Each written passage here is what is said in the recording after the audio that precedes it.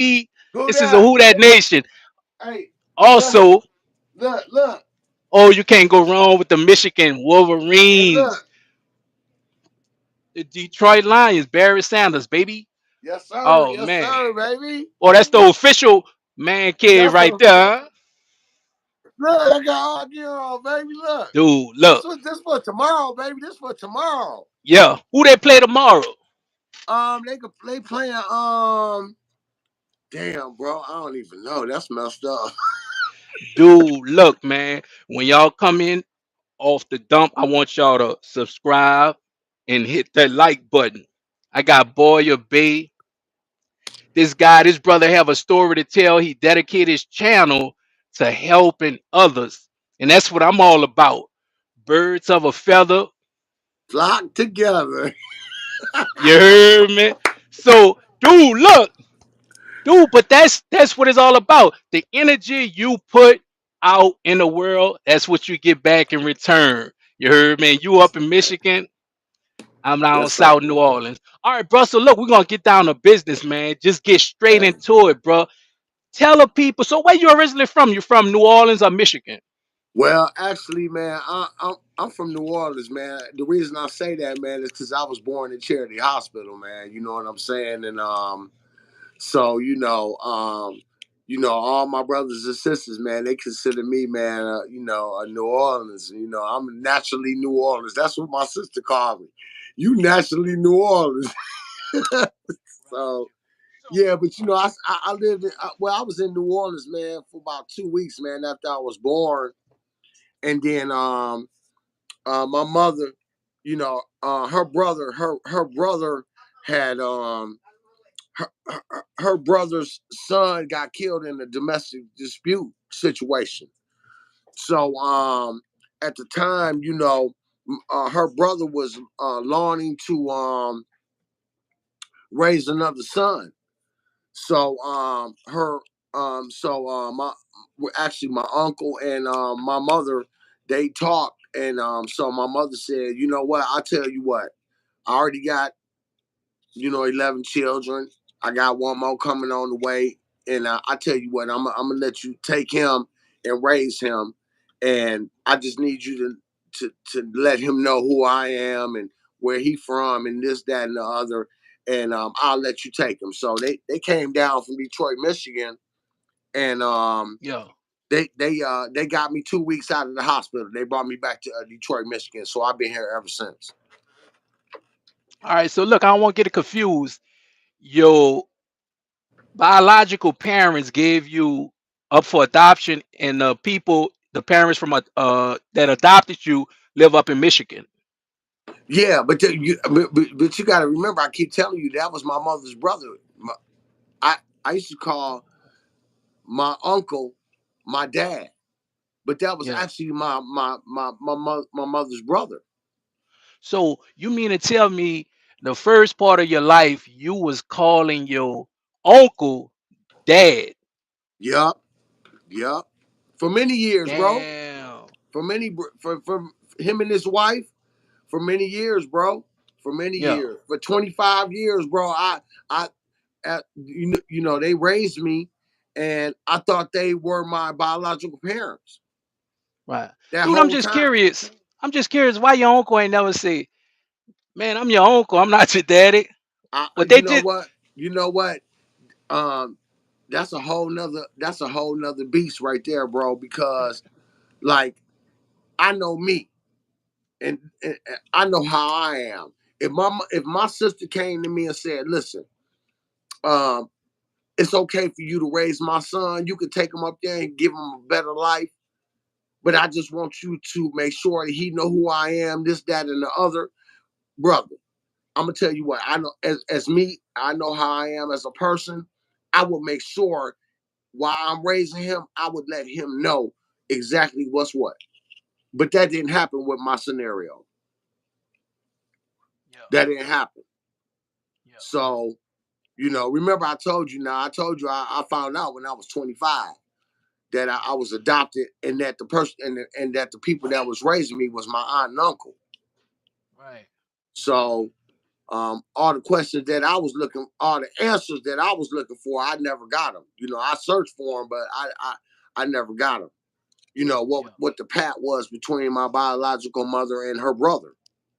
So I never Okay. knew. I never knew. I tried to get Yeah. the answers, but nobody wanted to give me the answers. You know, so that's a whole nother ball game right there. You know what I'm saying? But I Mm-hmm. was raised. I was a spoiled child. I was the only child. You know, so I got everything I asked for, and I was spoiled. Um, Mm-hmm. and so I didn't want for anything, and you know they raised me to the best of their ability, and I didn't want for anything. I lived. I believed I lived a good life, Mm-hmm. and so you know there was really no questions in my mind about you know who was who. Right. Yeah.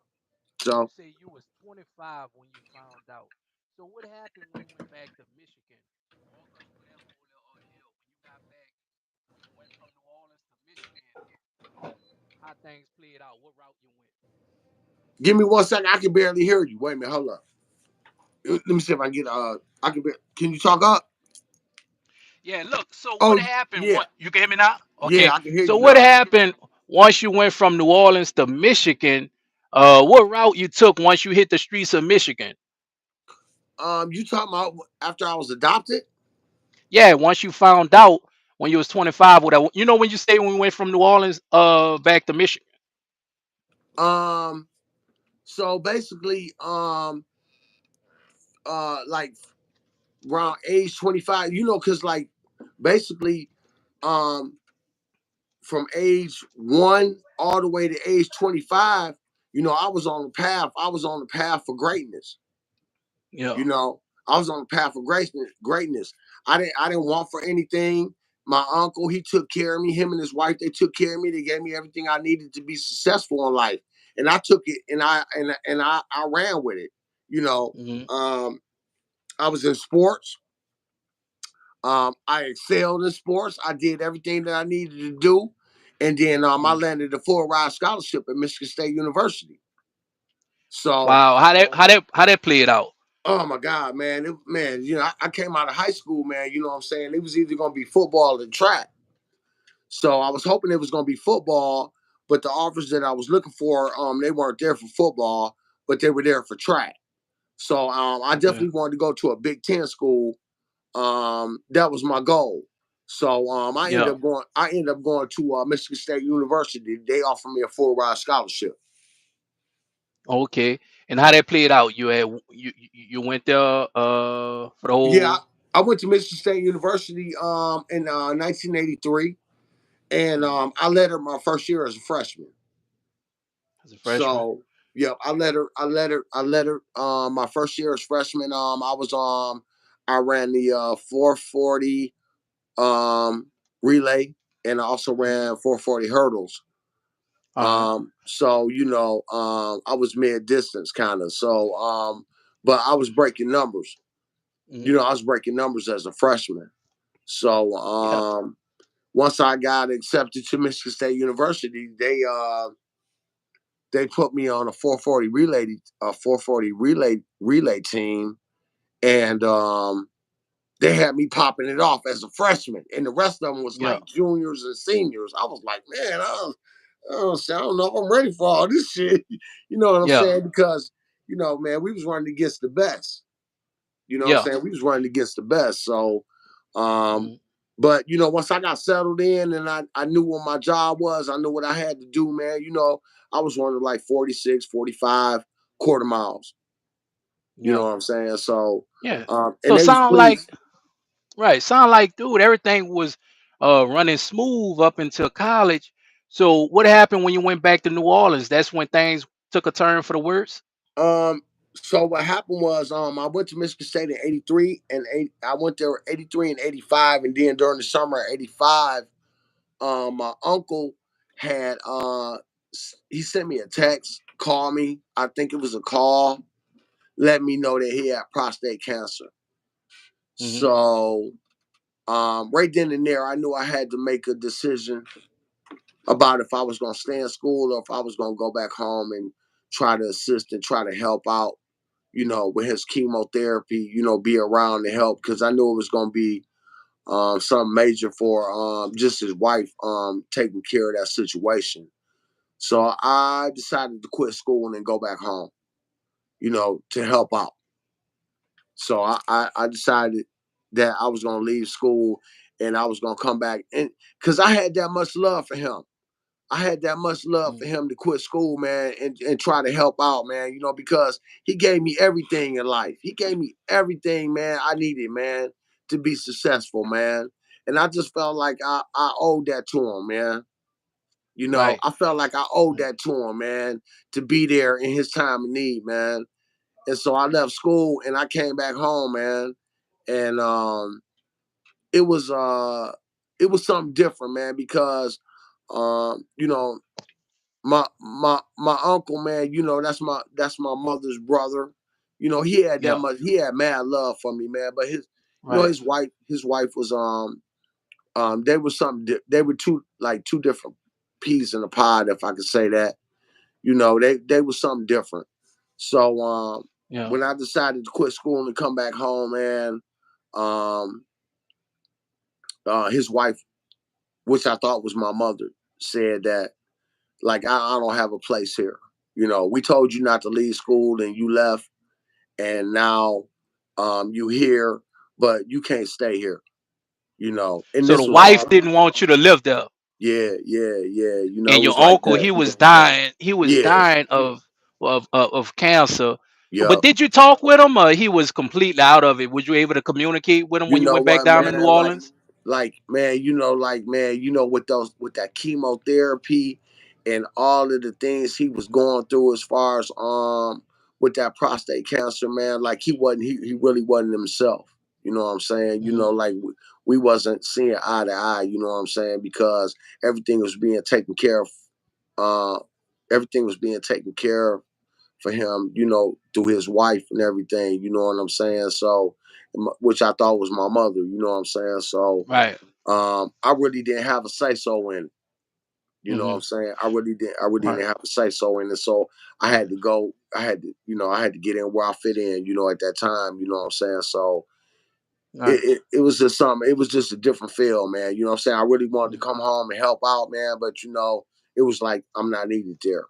You know what I'm Right. saying? So, So, dude, you was up in Michigan. You went to Michigan State. Things was running smooth. Then your yeah, your uncle down in New Orleans caught cancer. So you had to go back down to New Orleans and take care of him. And no, things no, went no. okay. He was in Michigan. Remember, I told you I was Okay. staying in. They came and got me from New Orleans and brought me to Oh, Michigan. So him Michigan. and his Yeah. wife was in Michigan at the time. Yeah. They never went back to my uncle, which is my mother's brother. They never went back. He never went back to New Orleans. They always stayed up north in Detroit, Up north. Michigan. Oh, okay. Yeah. All right. So that's where I live my life at. I live my life in Detroit, Michigan. Right. You And know. so when did you go back to New Orleans? When did you go back down south Um, to New Orleans? I ended up going back to New Orleans when I felt like it wasn't a place for me to be in Michigan to help my father. You Hmm. know, when she said that no, you shouldn't have never quit school, you're not, you shouldn't even be here, this, that, and the other. I felt like, man, like this is like it was a torment to me. You know what I'm saying? I was like, man, that's crazy, man. You know what I'm saying? So I reached out to my cousin. You know what I'm saying? Hmm. Um, later down the line, finding out he was actually my brother. Right. But So you your know, uncle, your uncle who is actually, you called him your dad, right? yeah, yeah, I call him my dad. And you went down. You thought you were saying your cousin, but that's actually the guy was your brother. Yeah, I told you, man. At age 25, I found out I was adopted, and I Yeah. had six brothers and five sisters. But you got to remember, I lived my life from 1 to 25 as a single child with a mother and father. So that's what Father. I Yeah. thought. That's what I thought it was. I'm a It single was right. child with a mother and a father. But at Hmm. age 25, I found out that I was actually adopted and that my mother had gave me up to for adoption to her brother, which I called him my father. Father. Yeah. Yeah, you know what I'm saying? I've Yeah. been knowing him as my father all this Well, time, that's a you hell know? of a story. All right, now Man. look, walk us through the whole route once you left Michigan and you went back down to New Orleans. And So I end up back in New Orleans. Um well, let me say this. After I was adopted and I end up coming back to Michigan with my aunt and uncle, which I thought was my father and mother. Um, One thing about that is that every 2 years we would go back from Detroit, Michigan to New Orleans every 2 years. I remember that from yeah, age 1 to all the way up to maybe age 12, you yeah, know, and we would go back and forth, back and forth. You know what I'm saying? So I knew my brothers and sisters well, but I thought they were my cousins, yeah. you know. And then as far as me, um, and I also knew my mother, but I thought she was my aunt. Aunt. Yeah. Yeah. So every time we would come back and forth to New Orleans, I would address my brothers and sisters as cousins. Hey, what's up, Cousins. cuz? What up, cuz? And then my mama as my auntie. Now let me ask you this. Did your brothers and sisters know y'all was brothers? Y'all was Yes, siblings they instead of cousins? they knew the whole they knew the whole time. But guess what? See, when you involved in grown folk business, when grown folks tell you to do a certain thing, then as a child you follow through. Yeah. You know, Damn, they and they never and no everybody kept the secret from yep. you, huh? Everybody kept the secret, bro, because Damn. my mama told them that listen, this is what it is, and and this is how it is. So when he come here, you know, don't treat him no different. Don't say nothing to let him know that because I remember I told you my mama and her brother, which is my uncle, they made a pact. Mm. They made a Not pact. to tell you. They made a well. No, my mama told her brother, which is my uncle. My mama told him. She said, "I want him to know." She didn't say when. She just told him that she she wants to make sure that she knows that she's my mother and these are my siblings. Now she gave them her brother and his wife. She gave them. She said, "Listen." She basically told them it's on your time when you bring that information to him. But Mm. it never came out. It never See, came out. I see as I got older, man, I started understanding that um that if my aunt and uncle was to tell me, they felt like they was gonna lose me. They felt like I was gonna leave. Yeah.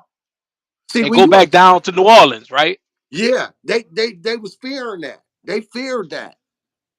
They feared Hmm. that. They feared if I found out if they found they feared that if I found out who I was, who if I found out who my mama was, if I found out who my sibling was, I would leave. Now let me ask you this: Did- Why did your mother put you up for adoption? That remember I told you because her brother's son got killed in a domestic dispute situation. Okay, all So right. so my mama my mama, she knew that her brother was going through some things. He Right, only had one son, right. and she knew that he was going through some things. So Oh, she okay. reached out. So she reached out and said, "Listen, I already got 11 children right now. I got one more on the way, but right now I'm struggling. So here's an opportunity for you to raise another son, you know, and do whatever it is that you're trying to do, as far as a father figure is concerned. I'm giving you the opportunity to make good on that. Cause she Right. knew that when she lost, she knew that when her brother's son got killed, it took something out of him. Right. She knew that. And you feel that whole, And I feel you and feel I that feel the void. Yeah. void. I feel the Void. void. Yeah. Yeah. Oh I man, feel that's that awesome. void. Yeah. I feel Yeah. that void. Mm, This is a my mama and her brother. These are siblings. yeah. You know what Yeah. I'm saying? These are siblings filling voids for one another, Yeah. you know? And I Oh end man, up that's being, awesome, dude. yeah, you know what I'm saying? And I end up being the person that filled the void. And, Yeah. at the end of the day, man, you know what I'm saying? I made them proud. I made them Yeah. proud. Yeah. I made them You did. You proud. made him proud. Now I you made gotta them tell proud. us, dude, what what year was it when you went left, man, and you got hooked on the drugs? Was it up in Michigan or when you came back down to New Orleans? When I came back to New Orleans, I came back to New Orleans to visit. And Yeah. um remember I told you I said that I was feeling like I wasn't wanted when I quit college and I came back When you home to quit help out. college. Yeah. So um I didn't have anywhere else to go. Hmm. So all of these years going back and forth to New Orleans, seeing my cousins and talking to my aunties and this, that, and the other, I said, man, the only place I can go is New Orleans. Yeah. So I made a phone call. I called. I called my cousin, Who was your brother? which is he's my brother. He's your brother. He's my brother. But Right. I didn't know that. I didn't Yeah. know. I called him. Right. I said, "Cuz," I said, "Man, it's kind of bad for me, bro." I said, "Man, I ain't got nowhere to stay, man. Can I come to New Orleans?" He said, "Man, you more than welcome, bro. Yeah. How you getting here? What you doing? How we gonna make it Yeah. happen?" I told him, I said, Right. "Man, I got a bus ticket, bro. I'm on the way. Right. I'm leaving out tomorrow or whatever." And I shipped out, and I ended up staying with him, my oldest, my cousin, which was my oldest brother. I ended up staying with him. Yeah. So where he stayed in the Calio He stayed in projects? Algiers. Or he stayed in the Algiers? Okay. Yeah, he All stayed right. in Algiers townhome. Yeah. So once you got down here, you went stay with your uh cousin, which is your brother, really your brother, Yep. and y'all lived on he lived in Algiers. Yeah, he And lived in so Algiers. yeah, so once how long it took, man, once you got to New Orleans before things went left and you turned to drugs? It wasn't long, bro. I think it was probably within 30 days. 30 days. Probably like Yeah. within 30 days, man, because once I moved in with him and his Hmm. family, um, I noticed that he wasn't never coming out of his room, man. Yeah. He gave me a welcome invitation, but I thought it was gonna be more than that. Yeah. I got there and I got settled in, but I never see him. Yeah. We was living under the same roof, and I would never see him. He been in his room all day. He be in his room all day. I Damn, mean, how he support, how he paid the rent? man, listen, man. He was in the military. He was getting the check, bro. Oh, Yeah, okay. he was a veteran. Oh, all He right. was getting the check. Plus, he was hustling on the Oh, side too. yeah. Uncle Sam was taking care of him, huh? Yeah, Uncle Sam was taking care of him. Plus, he was hustling. Yeah, yeah. He never came out that room, huh? Never So came what out of that happened room, bro. one day? What happened? One day you knocked on the door. Man, I'm telling you, man. One day, man, I went and knocked on his door, man. Upstairs, and I said, you know, I'm like, "You all right? Everything cool or whatever, man." He was like, "Yeah, I'm good, whatever, whatever." And I'm like, "Man, what's going on?" As a person that's 25 25 years Right. old. I mean, like, bro, I mean, I came down here, man, and you said I could stay with you, and I don't never see you, bro. Like, what's You happening? be in a room all day. Yeah, you be in a room all day, man. You only time you come out is maybe go to the bathroom or grab something to eat, and then you're back in the room all day, man. And one day I knocked on the door, man, and he let me in, and I got a chance to see what was keeping him in the room, Right. you know, Yeah. Mhm. and And it how was long that crack last crack for, man? cocaine, crack Crack cocaine. cocaine. That's what it Yeah. was. And how long was your stay down in New Orleans, and how long did you um you struggle with that drug addiction? Well, I stayed in New Orleans probably about a couple years, Yeah. but you know how I end up getting on drugs was it got to the point where um I was actually invited into the room. Right. You Right. know, he knew that I was feeling some type of way. Coming there, asking to come there, and you know, um, it just got to the point where like I can't. He was like, I can't hide it anymore. So now my door is open. So now I'm going into the room. You know what I'm saying? I'm going into the room and I'm actually getting a chance to see what's keeping him in the room, which is crack cocaine. And Right. so now I'm spending all my time in the room with him, maybe watching TV or just being in there, because I don't want to be downstairs by myself, you Right. know, and I'm watching, I'm watching him like what is this? Right. I didn't know, like what is this? Like I Right. smoked a little weed here and there, but this was something totally different, man. Right. And so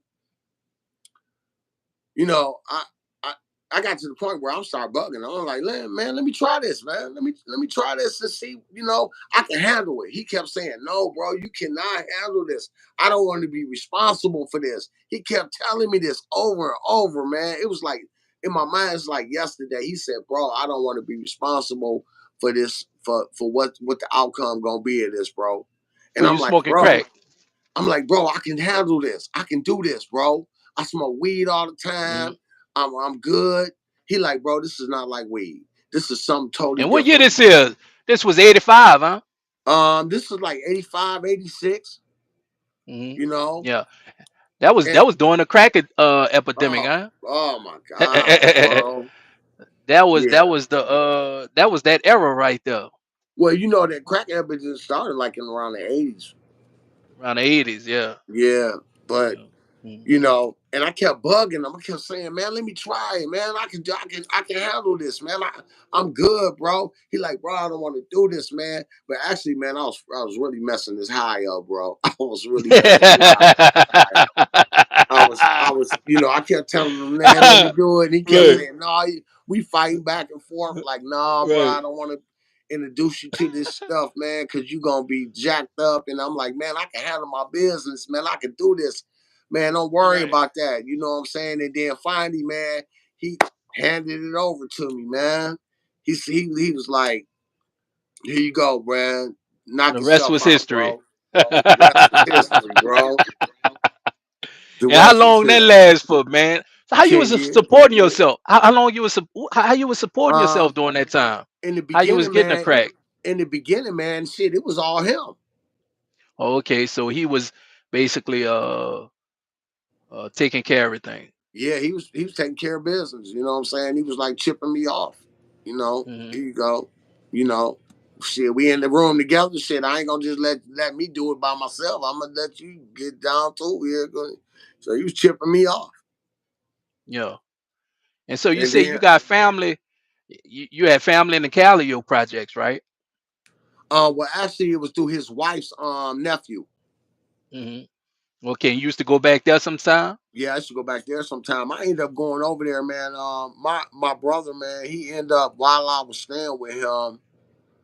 Um, he had like a nervous breakdown. Hmm. It got really bad, man. He had to go into treatment.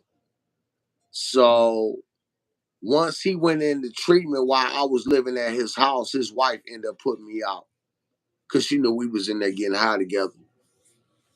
Well, where was she when y'all was getting She was high? I at mean, y'all. she was at work during the day, but when she came home from work, Oh, okay. she put two and two together. She knew, Right, right, right. you know, she knew we was in there getting high together. Yeah, And once my brother decided to check himself into treatment, and he was in treatment, and I was still living at the house, wasn't working, wasn't providing, wasn't contributing. She said, you gotta go. you gotta go. Yeah, you gotta go. You gotta Yeah. go. What that old saying, anything black sitting around ain't paying the bills, gotta go. You gotta go, bro. Yeah. So, dude, walk us through. All right. So, you went through that little ordeal for what, about 10 years? Yeah, I mean, I as far as addiction is concerned, once I got started, I was in it for 10 years. Yeah. Yeah, I And, was in it for 10 years, man. right. And so, when you left New Orleans, what, 88? I left New Orleans probably. I got there like in 80. I got there like in 85, 86, and I stayed for about 2 years, and Mhm. then I ended up coming back to Detroit, Michigan. And once you got back to Detroit, Michigan, Yeah. what route you took? You see, because you found out you was adopted, and Yeah. all your cousins was actually your siblings. Yeah. While I was there, um, while I was there in New Orleans, um, this was in the beginning part before I started before I started using drugs. While I was there in New Orleans, while I was living with my brother, all my siblings had came to his house, and my uncle, my mother's brother, he showed up, and he was at the house, and I remember all my siblings was there. My uncle was there, and they had a little gathering. They was like, "Bro, we happy to see you, man. We glad you came and come here to New Orleans and hang out with us or whatever, this, that, and the other."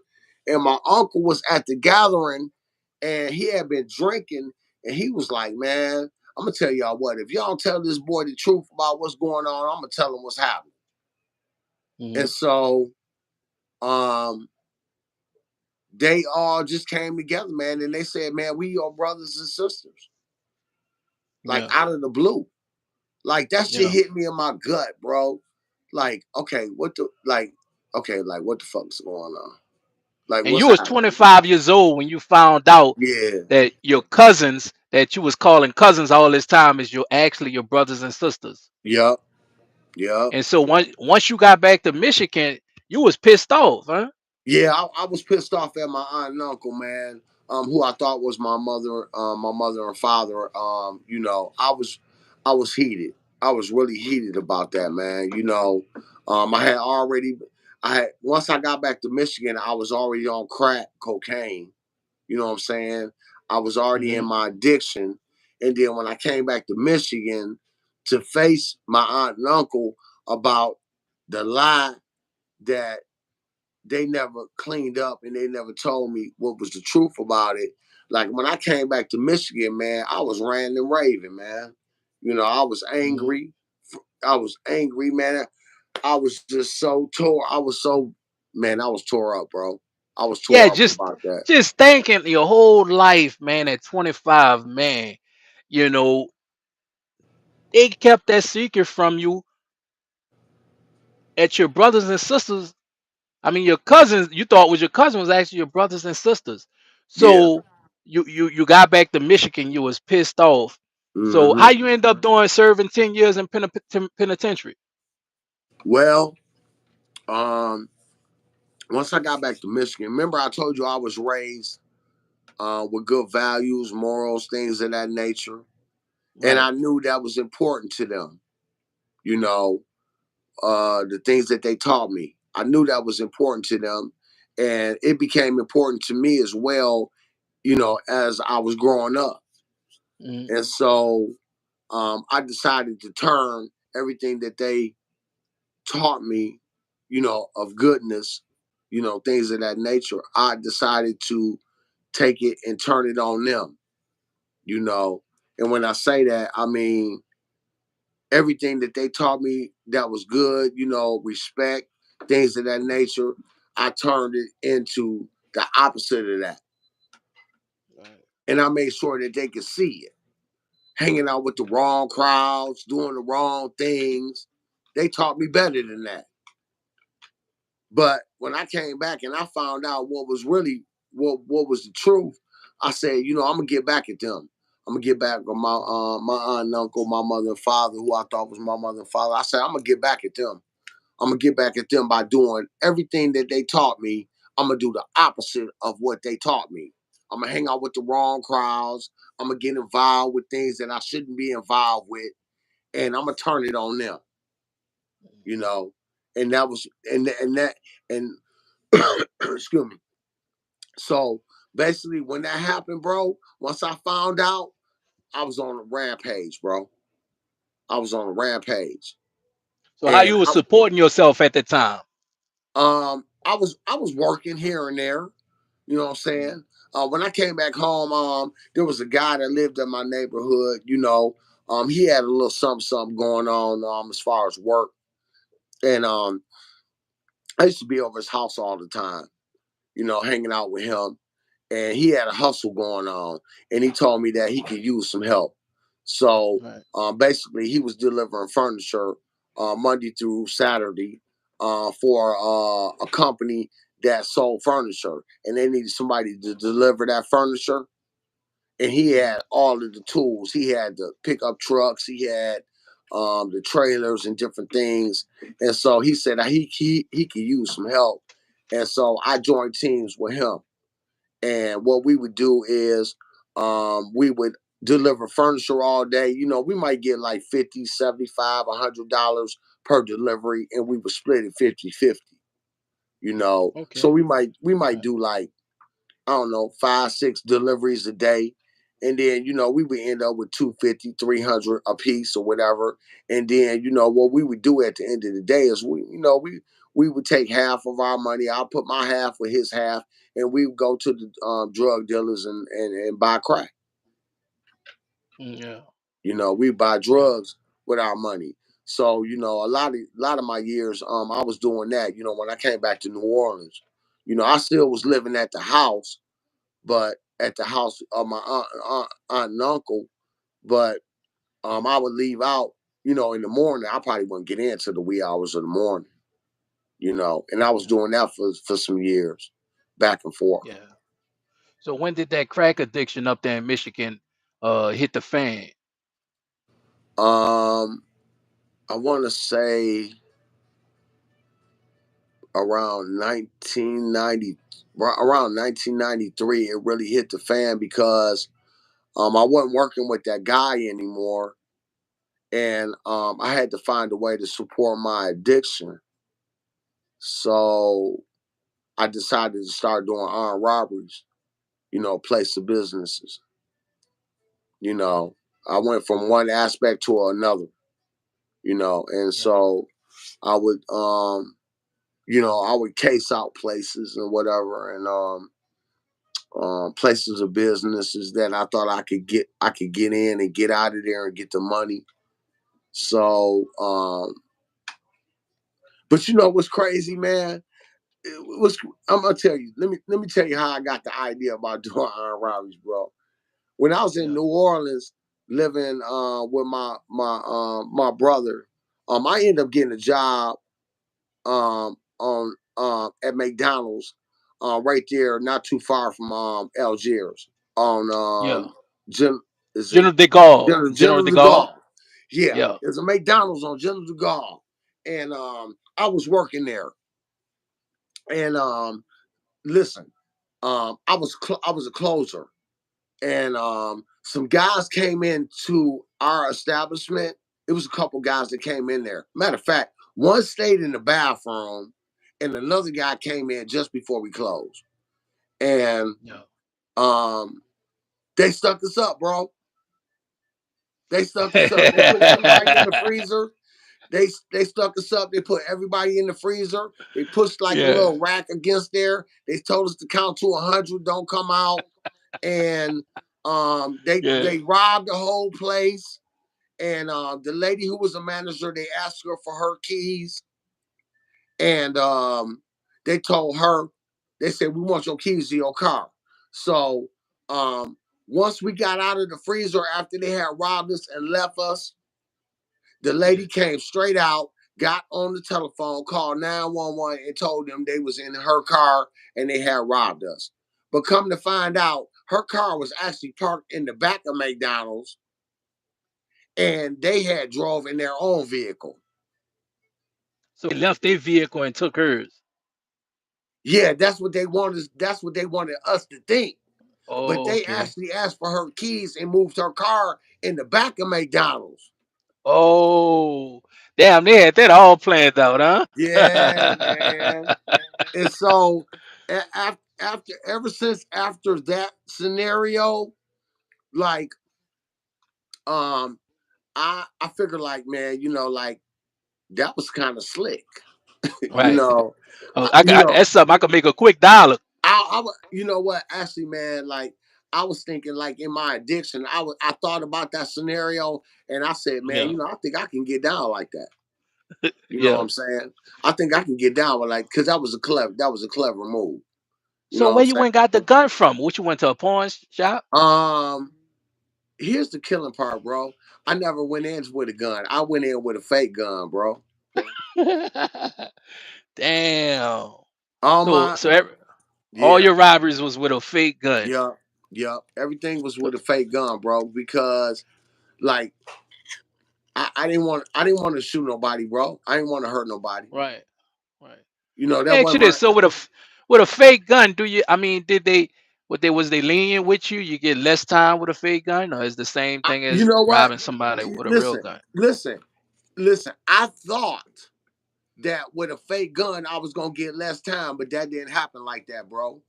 You can go in with a Right. fake gun and portray like you got a real gun and Yeah. rob a place, and you still Yeah. gonna get armed robbery, bro.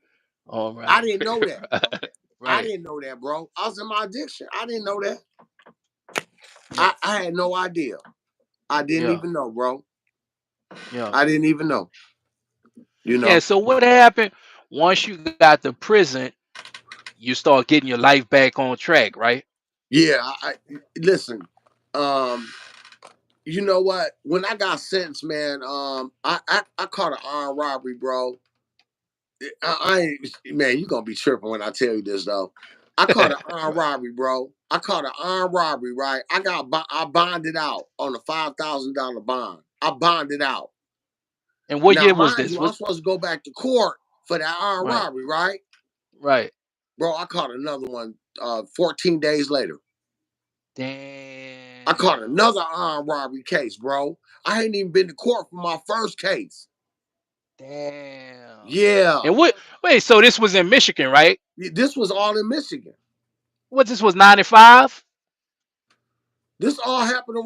This all happened like in between 94, 92, and 92 and 93.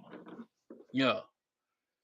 Yeah. Damn, dude. So within within 14 days, you didn't even go to court yet for your first armed robbery. No, You caught another armed robbery. I caught another one. And I hadn't even been to Right. court for my first case.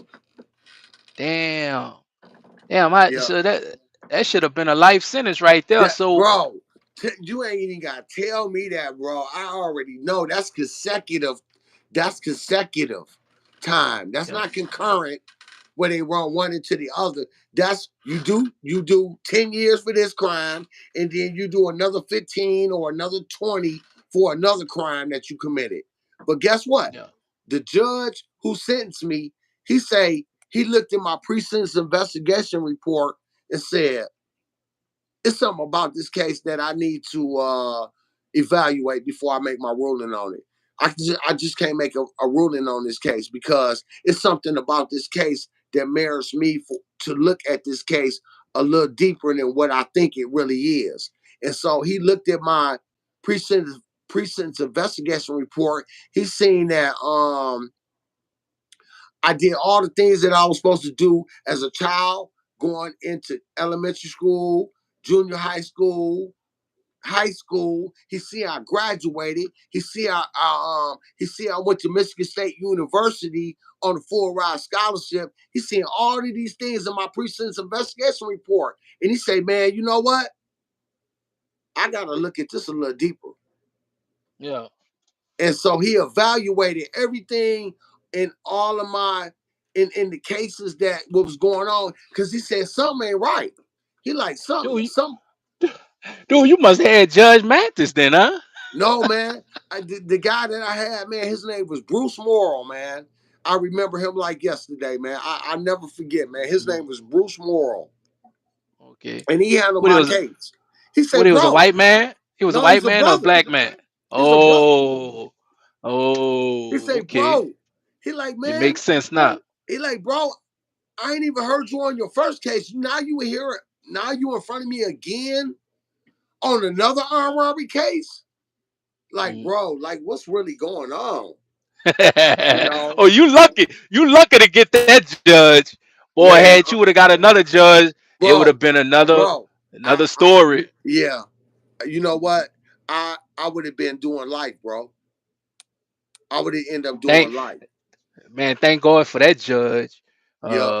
He really Yep. looked out for you. And then you had a paid lawyer, or you had a public I had defender. a court appointed attorney.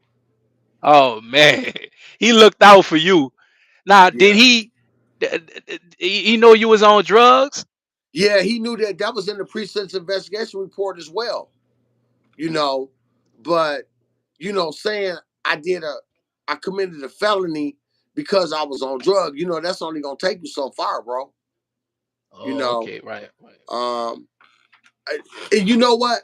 Listen, the fact that I didn't hurt nobody, bro. I mean, I hurt someone. I hurt somebody. You know, Hmm. um, I put people's lives in fear. So I did hurt somebody. But as far as actually shooting somebody or doing something like of that nature, like I'm so glad that I kept going in with the fake gun, because if I had been in a position, if I had been put in a position where I had to, if it was my life or somebody else's life, I would have ended up using a real gun, bro. Hmm. and Yeah, that, and then that would have took it to a whole nother level. yeah. That would have took it to a whole nother level. But the fact that I went in with a fake gun, I got the money, I got out, I got away, it kept it right in that realm. Hmm. But if I had a real gun and somebody would have challenged me or whatever, and it was my life or their life, then I would have had to use that gun, that real gun that I had on me, bro. And I don't know how it would have turned out. So let me get this straight. You had a fake gun and a real gun on you? No, I always everything that I did was always fake. Fake. Okay, so even if somebody did challenge you, you couldn't. You had a fake gun. You Bro, was listen, I'm in, you bought all right, bro, I'm in my addiction. I'm not thinking like that. right, right, right. I'm committing crimes under the influence of drugs, bro. Mhm. I'm not thinking that somebody might have a real gun and be prepared for somebody like me coming in. I wasn't thinking like that, bro. So how much time you actually served for I those end up armed doing robberies? I end up doing 10 years, bro.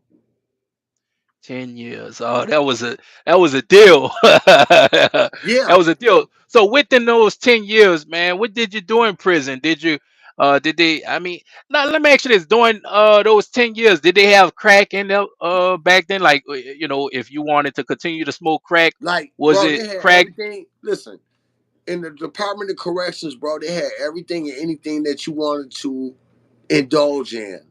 But at the time when I got sentenced for my crime, bro, something hit me, bro. Something hit me when I was in front of that judge. Something hit me. It was like, here is your opportunity to get your life right. Dude, let me say something right quick. Was it the fact that you was raised right by your uncle, which you thought was your daddy, and they raised you with great morals, and discipline and respect, and you Exactly. only retaliated once you turned 25 years old and you found out that your mother was you, that you call your aunt, she was your mother, and your cousins was all your brothers and sisters. Yeah. So then once you get back to Michigan, you was pissed off about Yeah. that. Then Yeah. you went down the wrong route. I went down the Start road. hanging with the wrong. That's when my life took a turn. My So life when took you a was in turn. front that judge, you like, man, I got to get back on track.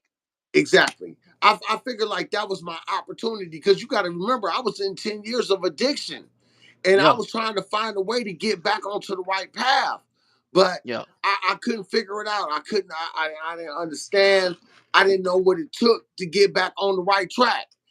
I I was only doing. I was only doing that. I was only acting out in aggression. I was only acting out in ways in which I normally didn't do. I was doing that, bro, because I was trying to get back at them. But now here's a point in time in my life where I want to get back on track, but I can't find the right track to get back right on. And then finally, after 10 years of addiction, I put myself in a predicament where I'm in front of a judge that can give me life, but mhm, he choose not to because he feel like there's something in me that's keeping me in addiction, but I need to find out what that is. So I'm gonna tell you what, I'm the judge. I'm tell you what, bro, I'm gonna give you 10 years. I'm not gonna give you life. I'm gonna give you 10 years and give you an opportunity to get back out here and get your life back right. That's what he told me. yeah. So let me ask you this: so how old you was when you went and did the 10 years? When you got the 10 years? When I started, I was in my I was probably like in my late 20s. Mhm. I was probably in my late 20s, like 28. So you spent your whole 30s in a penitentiary. Yeah, for sure. Spent your whole You 30s in know, a penitentiary. Yeah. I want to say like I want to say mid 20s to like mid 30s Yeah. cuz Yeah. I'm 57 now. Yeah. I didn't get home Yeah. until 2003, Yeah. Yeah. you know, and this is 2000 and what, 24? 24. Yeah. Yeah. Mhm. So half of my life was either in addiction or in penitentiary. Dude, so let me ask you this, man. Being that you was on drugs heavy, you was robbing people to get that crack, and then once you got behind bars, they had crack back there. What Yeah. what happened? What You happened? Like, bro, listen, when I got sentenced, when the judge had showed me mercy and told me he was gonna give me an opportunity, because he asked me if I had anything to say. I said, yeah, man, listen, I'm not a bad person, man. I was doing bad things, man. You know what I'm saying? I got caught up on crack and it caused me to do bad things or whatever. And he looked at my precinct investigation report and he put two and two together. He said, man, I'm gonna give you another shot, bro. He said, I'm gonna give you another shot. And I knew right there when he sentenced me, I said, this is my time. This is yeah, my time. yeah, I said, this is my time to get my life together. He gave me another shot. You know, I don't actually, bro, I don't know all of the things in out here that's working for me. I needed that, bro. You know, everybody said, man, you need to get off drugs, man. Man, you need to leave that shit alone. Bro, I wasn't hearing that shit, bro. I wasn't hearing that. I needed something to stop me. I needed something to stop me in my tracks. So that way I would have an opportunity to get on the right track. I needed something to stop me because as long as I'm out here in society, I'm gonna keep getting high, bro. I'm gonna keep getting high. I'm gonna keep doing the things I'm doing. But once I get yeah, stopped in my tracks, and here's another opportunity to get my life in order, but it's gonna cost me 10 years though. I yeah, said to myself, man, you know what? It's time. Yeah. It's But you time. know what? You know what? If you didn't do those 10 years, you probably would have I'll been be dead, dead, or bro. you'll I'll be be dead, dead. bro. You know what I'm saying? I'll be Yeah. dead, bro. Because I'm doing Yeah. armed robberies with fake guns, bro. With fake guns. And It you know it was only somebody gonna be going, a matter of time, yeah, man. before you You know somebody gonna challenge me, right? yeah. Yeah, okay. All Then right. you up there. Wait, then you up there in Detroit, right? Yeah, I'm in Detroit. Detroit, Michigan, man. Yeah. Robbing people with a fake guns. So dude, ultimately that was during them 10 years was a blessing in disguise. I didn't know that. But you know what? But when he told me that, when he told me what my sentences was gonna be, bro, something came over me like a sense of I'm gonna be all right. Something. It was a feeling of I'm gonna be all right. Yeah, I'm gonna have another yeah. chance. We have another chance. Everybody in the courtroom was crying, "Oh, boo, he going for 10 years, boo, he ain't gonna never come home." But I was like, shit. I was smiling. Yeah, I was actually yeah, smiling, bro. I was like, I'm gonna yeah. be all right. I'm good. And do let me ask you, you had to do the whole 10 years? I did the whole 10, bro. Okay, the whole 10. Okay. But you looking at it like, man, I'm going to get my mind right. Now let me ask you this. When you was in there, was you just headstrong and went cold turkey, or you took some classes? I went cold turkey, bro. Right. Because Because you I had it knew made it up in your mind. it Yeah. was, bro, it was right then and there. I told you something came over me in the courtroom. It said, listen, follow this process. Something was telling me, follow this process. You're gonna be all right. Just follow the process. Mhm. And bro, I followed the process all the way through. Yeah. And Yeah. and when I came home in 2003, bro, I ain't look back, bro. I ain't look back, Yeah. bro. I had made up in my mind. I knew what kind of person I was. I'm not a person that like to hurt people. I'm not a person that like to rob people. I don't like to take shit from people who work hard for shit, bro. I'm not that kind of person, bro, because I know I'm a person who will work hard and I don't want nobody to take nothing from me, bro. Right. So at the end of the day, I'm like, things got, bro, listen, bro, it wasn't until I said to myself, because listen, I told you, I said, man, I had to forgive my aunt and my uncle, which was my parents who raised me. Parents. Yeah. Yeah. I told you, I said I had to forgive them. I didn't want to do that. That's why I stayed in addiction for 10 years. Yeah. Because I didn't want to forgive them what they did. Yeah. I didn't want to forgive them. I wanted to hold on to that anger and resentment. That was my thing. Hold on to it. Yeah. You know, So when did you start to forgive them? During after you got the 10 years and went to while I prison? was in prison, bro. While I was in prison. While I was in Yeah. prison, bro, like I was learning myself.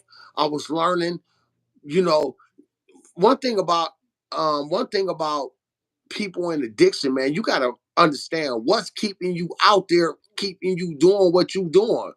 You have to narrow down. You gotta zero in into what it is that's really keeping you out there like that. You Yeah. know, and I was working on myself, and I said to myself, I know what's keeping me out here. I know Yeah. what's keeping me out here. I had to face it. What's keeping me out here is the fact that y'all didn't tell me I was adopted. Yeah. you know, and I need y'all to step up to the table and say, hey, you know, we sorry we didn't do what we said we was gonna do, but um, Yeah. at the end of the day, like they didn't do their part, but I still gotta Mm. do my part if I'm gonna Right. recover. Right. Now let me ask you this, dude. Uh, maybe they had great intentions. You ever thought about that? They They did. had great intentions, They but did. They did. it just was that was a tough situation. You know what I'm Listen, saying? bro. Listen, they had great intentions, but you know what? As an adult, as I started to figure out things in my mind, even though they never told me, here's the thing, bro. You adopt a child.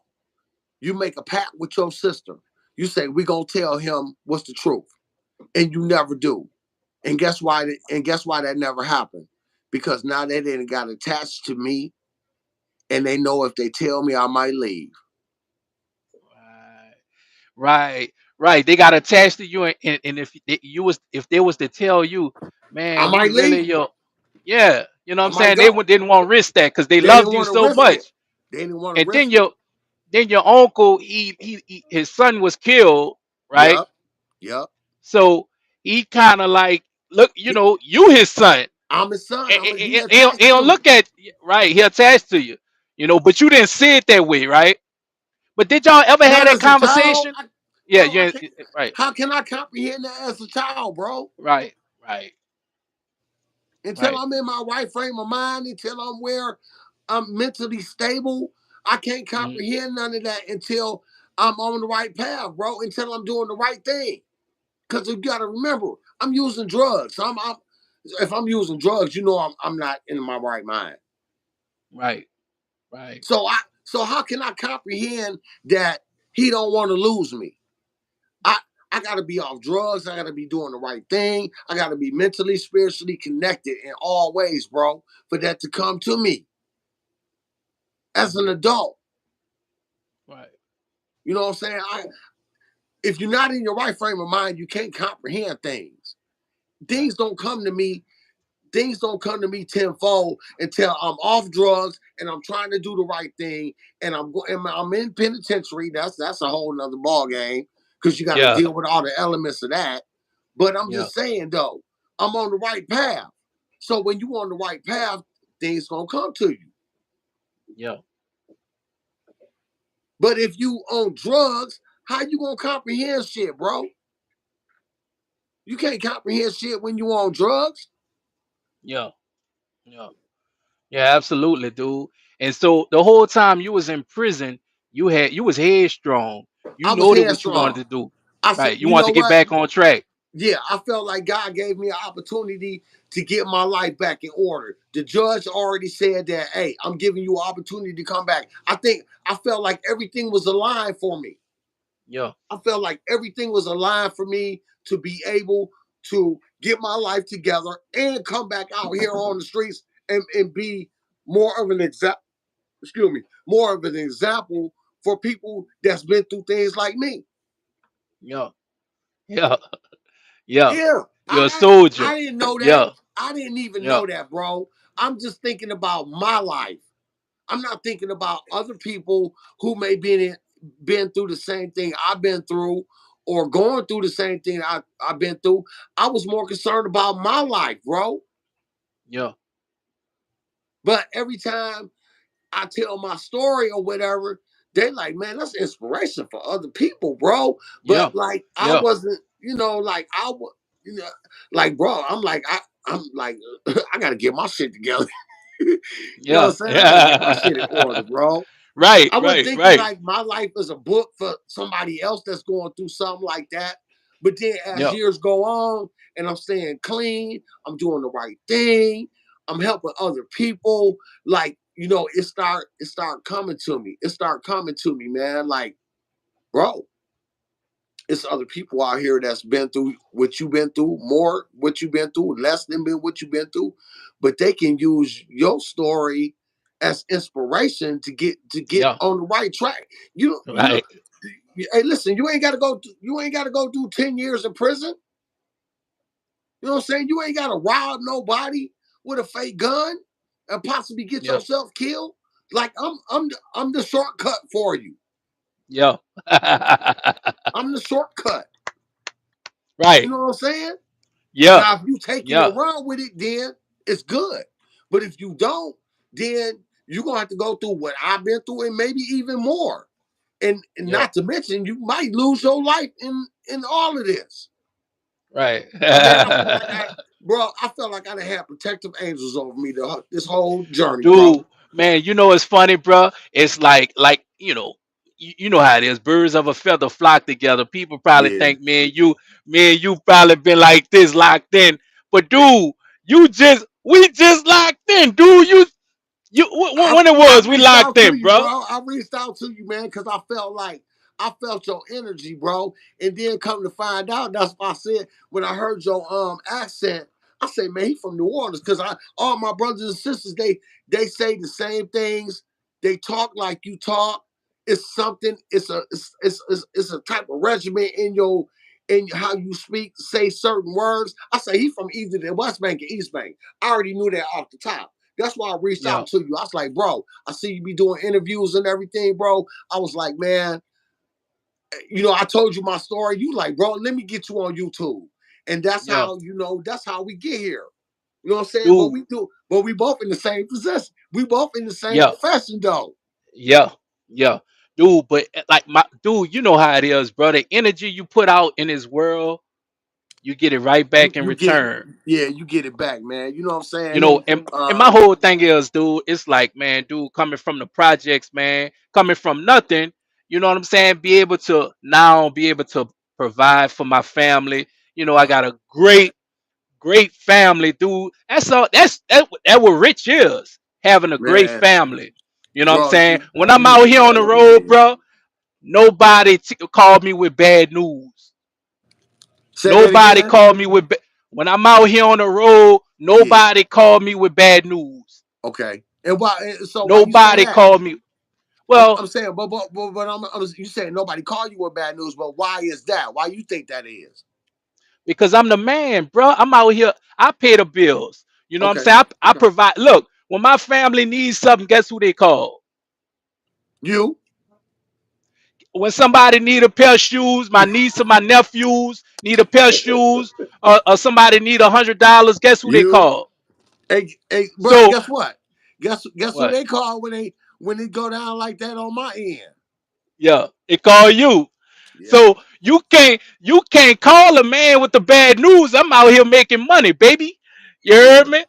I'm Yeah, out for here sure. making money for everybody. I'm not doing this for me. Right.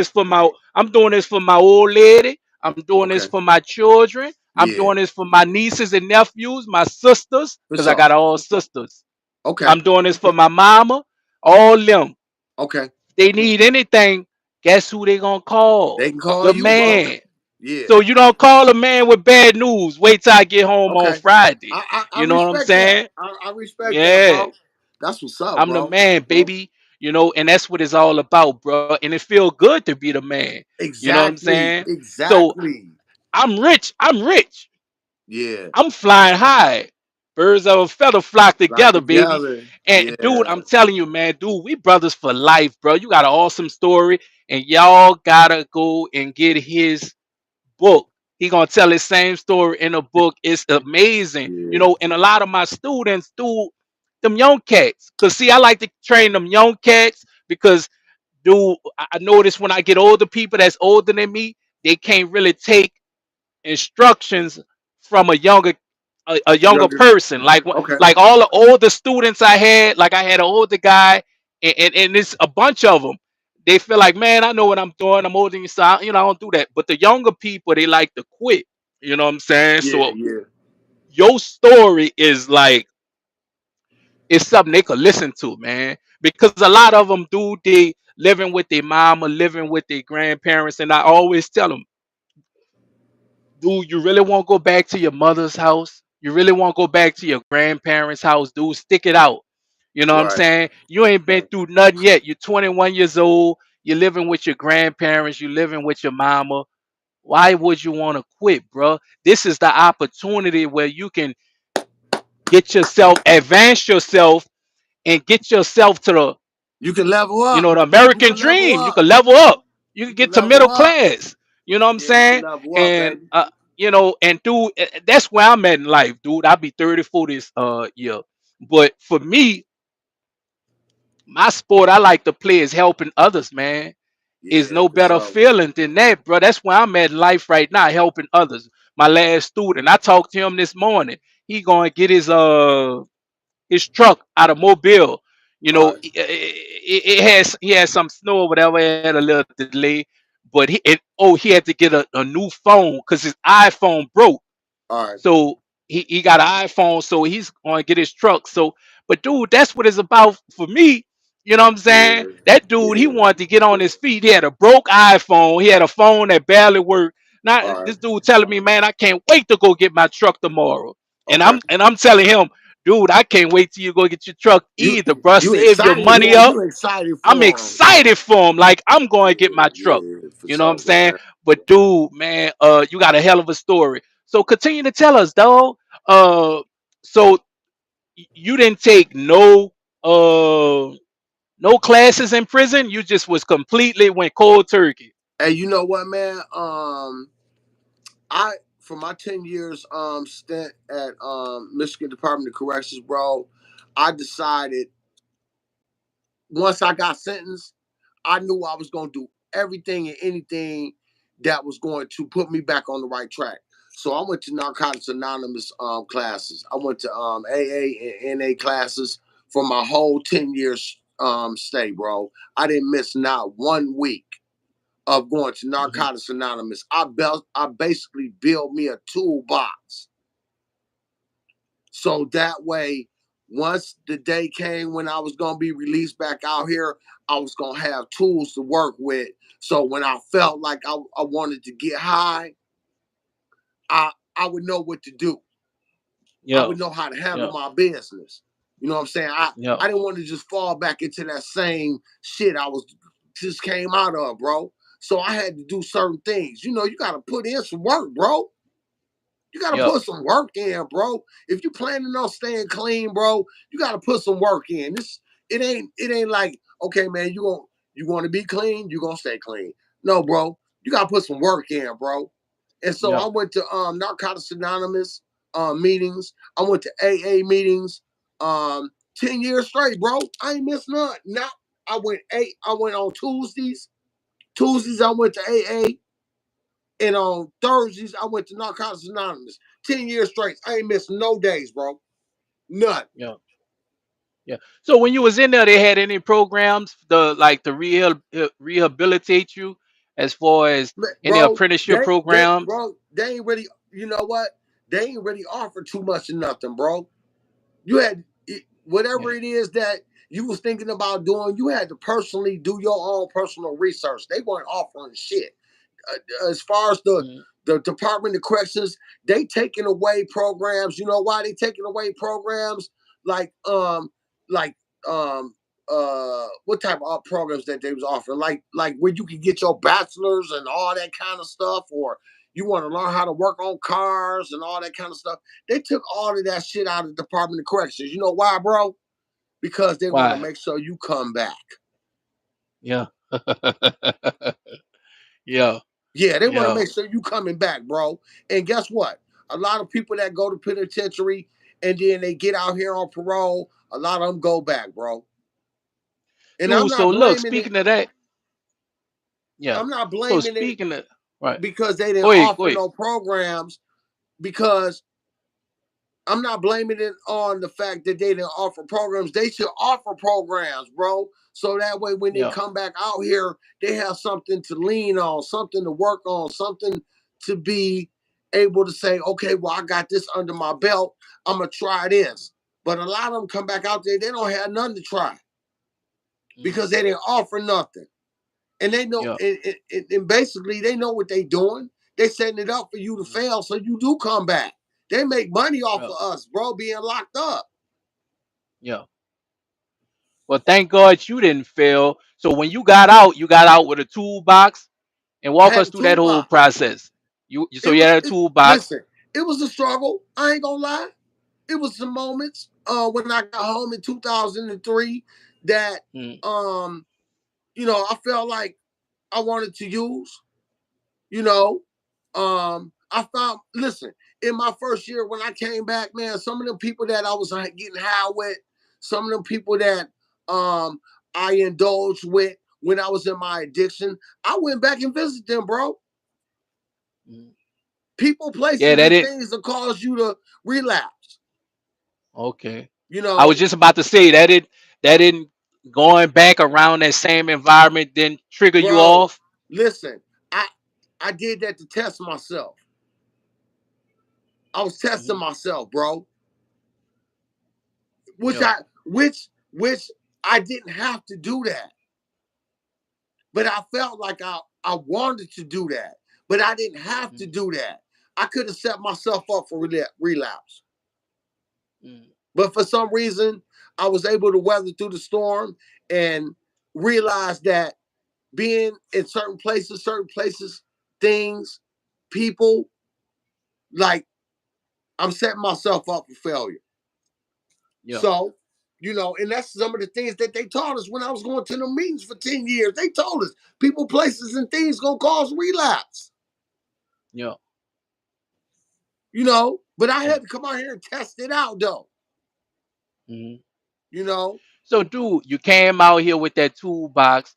How how that work? You say you how you end up getting into driving trucks? What made you want to get your CDL? when I came out in 2003, my first night. Well, let me tell you, man, it was hard getting a job, bro. When I came out, it was hard because once I put my information down on the application, they could see that I was out of jail. The things I went to jail for. So, um, it was a lot of people turning me down, bro. This was back in 2003. Right now, to this day, would it be in 2004, bro? You can come out in 2004, bro. You can work at a lot of Mm, places. I didn't have a lot of mm, opportunities like they are now, like it is now. But I came out of 2003. I was putting in applications here, putting in application there, and bro, I end up landing a security job, bro, working on a lot, watching brand new cars that was built. That was my job. yeah, I did that for about 5 years, bro, maybe 6. I made yeah, supervisor. I made a super. I made a supervisor. mm, I made a supervisor job. I said, what the hell? yeah. I told my boss. Hey, I said, look, do me a favor. yes, Wait, hold sir. on. Do me a favor. Look, see the camera point. You see those the circles, those two arrows spinning. Yeah. Touch that, touch that, and click it because you're freezing up. Oh, Click it now. Click it again. Click it click again. it back. I Can you see me? All right, boom. Yeah, yeah. We Well, good? you're freezing up a little bit. All Okay, right. I'm Yeah. Now, good. finish telling us you made supervisor, right? Yeah. Bro, I listen, I told my boss, I said, man, I just got out of the penitentiary, man. Like I ain't got a lot of, you know, history on working nowhere, but if I know this job consists of watching cars. I had a friend that let me borrow their car, and Well, he your said, well, long, internet breaking up, man. okay, we'll try it again. Yeah. Do it one more time. How's that? Yeah. Okay. Try it. Yeah. That's We better. good? Yeah. We good. Not. Yeah. Okay. So I told my boss, I said, man, look, um, I just got out of jail. I got to report every month, man, for parole. And Mhm. he said, bro, I'm gonna give you a shot, bro. He said, I'm gonna give you a shot because you was 100 with me. You told me your background. You told me what you dealing with coming out here. I'm gonna give you a shot. You just all I need you to do is be on time for work and tell me the days that you need to have off so you can report for your parole, and I'll give you a shot. And bro, listen, coming out of penitentiary, bro, I was only making like in penitentiary, I was making like $25 a month. That's what I was making. $25 a month. Damn. And I had made up in my $25 a mind, month. Huh? bro, I had made up in my mind, I don't give a damn. I'll work McDonald's and a Burger King job, and I'm gonna make ends meet. Mhm. That's what I told Yeah. myself. I said, I don't give a damn. If I gotta work at McDonald's and Burger King, if I gotta put two jobs together, I'll do it. Coming, working for $30 a month in the penitentiary, giving them everything that I got. I said, man, I'll come out here and work a McDonald's job. I had made up in my mind, whatever it takes for me to sustain myself and not be in no trouble with nobody, I would do whatever it takes. Because that shit brought me down, bro. It brought me down. Yeah. And I don't give a damn who knew I worked at McDonald's and a Burger King job. As long as I had a roof over my head and a good running car, that shit didn't even bother me, bro. That shit didn't Yeah. even bother me as far as what other people think. That was the farthest thing from my mind. So at the end of the day, my man said, "Look, I'm gonna give you a shot, bro. I'm gonna give you a shot." And and guess what I ended up doing, bro? I ended up working my shift and everybody else's shift. Yeah. Yeah. While I'm on Yeah, man. parole, listen, while I'm on parole, when everybody want to take off on Saturdays and Sundays, and I work Monday through Friday, I say, hey, who Yeah. don't want to work on the weekend? And guess what? It was a whole bunch of people. So basically, my first Yeah. 5 years, bro, I worked Monday through Sunday, no days off. Yeah. That's what I Oh man, did. that's awesome. And how long you did that? I did that for about 5 years, bro, 6 years. And when did you when did you say, hey man, I'm gonna get my CDLs? Like well Um, when that whole thing happened?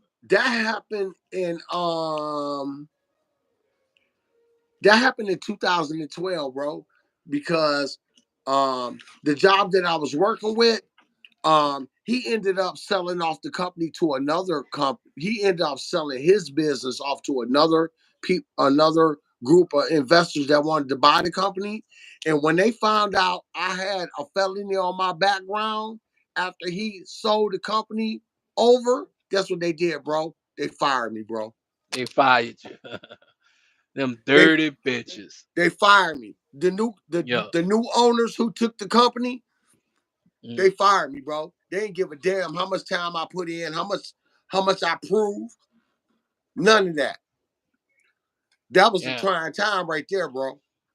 Mm, Cause I wanted to get high around that time. yeah.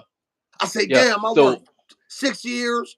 I put in all this time, and now he just sold the company off to another company, and now I got to do another application and then put my information down there and then mess around and get fired. I got yeah. fired, bro. They said we can't Yeah. have nobody working in security. They got felonies. And right then and Damn. there, bro, I was feeling like I wanted to get high, bro. I ain't gonna lie. Yeah. But I didn't. Yeah. I said, man, something gonna break for me. And Yeah. I found another job. I worked. I'm gonna stay on that job for maybe another 4 or 5 years, you know, Mm, working in the car industry. And mm, while I was working at this one company, I was cleaning out paint totes. I was cleaning out paint totes, and what's that? Wait, you say I heard a what husband and wife team talking about this was gonna be their last week or their last 30 days working there. I overheard that mhm, conversation, and I say, damn, um, I knew them. I was cool with them too, man. Husband and wife. They both worked at the same job on the same shift. And I heard the over conversation, and the wife said she was on her way to Swift. She was going to Swift to do her training. They had mhm, accepted her already, and they had accepted her husband too. But the plan was for her and her husband. She was gonna go to Swift, do some training or whatever, and then once she finished her training, then the husband was gonna leave the job that I was working with him. He was gonna leave 30 days later after she got her truck, and they was gonna team drive. I wow. had overheard their conversation. And then Yeah. I talked to them. I was talking to them, and it seemed like they knew a lot about trucking. And I'm like, Yeah. so I say, you know what? I was like, I don't want to do this job forever. I want to do something that I'm going to enjoy. Man, I love driving trucks, man. I said, man, I don't want nobody standing behind me telling me I ain't put out enough parts, this, that, and the other. I figured like trucking was gonna give me a whole different lifestyle. So Yeah. I asked my man after his wife left, I said, man, you think they're gonna take me in if I got a felony? He said, man, yeah, sure. I'm sure they'll take you in. He ain't know. But I said, damn, man, because I'm thinking about getting into trucking too. He said, man, you can do it, bro. You can do it. All you gotta do is talk to the recruiters and see what they talking about. So what I did was, after I had dipped in on their conversation, like a day later, I called a trucking school. I called a trucking school, and I said, hey man, I'm thinking about getting in trucking. And they said, well, what you trying to do? What's going on? I told them my background. I said, man, I got a felony, you know what I'm saying? But, I've been on paper for like since 2003. And this was back in like, and I told them I was on paper since 2003. And this was in 2012 when I approached them. So I have been on paper for 9 years. So they was like, Yeah. well, the only thing that's gonna hold you up about you being a commercial driver, a professional driver, is you got to be on paper for 7 years. I said, shit, that's done. I got that. That's a wrap. They Yeah. say, well, shit, Yeah. we're gonna run your credit, Yeah. whatever, woo, woo, woo. They said, well, you got to put $1,000 down for this course. I said, okay. I said, how much is the course? They said 4,000. I said, okay. So I had $1,000 already saved up. Matter of fact, I only had about 1,500. I had a total of 1,500 saved up. So I Yeah. I went down there. I called them on a Friday, and I went down there on the Monday. I called them on a Monday, and I went down there on a Monday. I called them on Friday, went down there on Monday. I dropped the money on them. Boop, boop, boop, boop, boop, boop. They said, man, you ain't got to give it all to us at one time. You can give it to us in parts. I said, no, no, we ain't doing that. Yeah. I'm giving it to you all in one shot.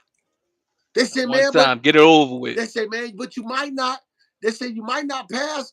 They say you might not finish or you might not graduate. I said, man, I ain't got no other option. I say, I'm giving it Yeah. to you in faith. I'm giving it to you like that's a done deal. That was my Right. last 1,500. I'm giving it to you like it's no other options but for me to graduate. Because they was giving Yeah. me options like, man, you can give it to us. You can give us part this here, part there, part. No, I'm giving it to you all one right now, all in one shot.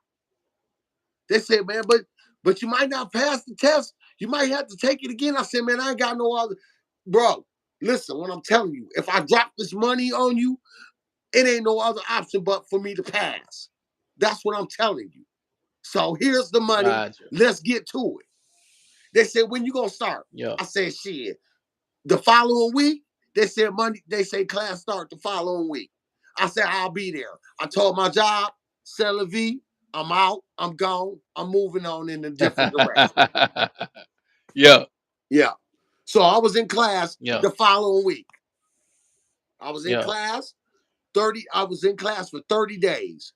I was there from 8 in the morning to 4:30 in the afternoon. 30 days straight. I didn't miss not a day. I was there on time, Yeah. doing my general knowledge, your book knowledge in the classroom. And then they get you out there outside on the grinder where they do the maneuvers in the truck, all of that. I was there for all of that, did Mhm. everything that I had to do. And then when they called in for the state to come in to test you or whatever, Mhm. shit, we jumped in the truck and I passed all of that. I got my CDLs, and then now mind you, while we was in school, it was a lot of different companies coming in there recruiting students.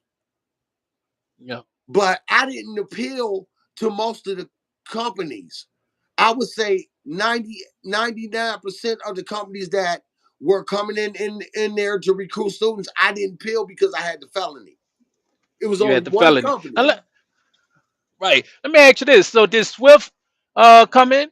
No, you know what? I don't remember Swift coming into our classes.